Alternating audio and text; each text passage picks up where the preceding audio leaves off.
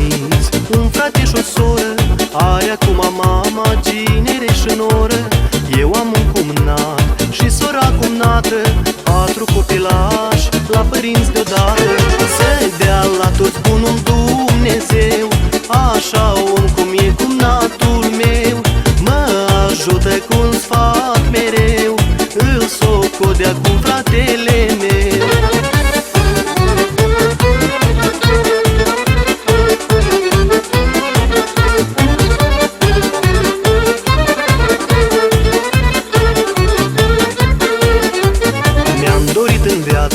Ca să am un frate, Dumnezeu te-a dat pe tine cumnate. La bine și greu, ești mereu cu mine, tot așa și eu te ajut pe tine. Să dea la toți bunul Dumnezeu, așa om cum e cumnatul meu. Mă ajută cu un sfat mereu, îl socodea cu fratele meu.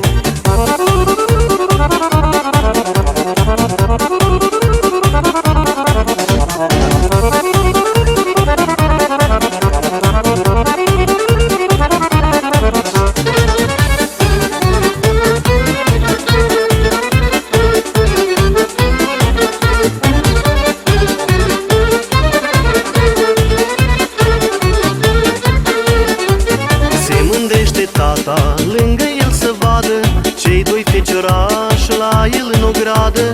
Mama-i fericită și e bucuroasă, fetele să-și vadă lângă ea în casă.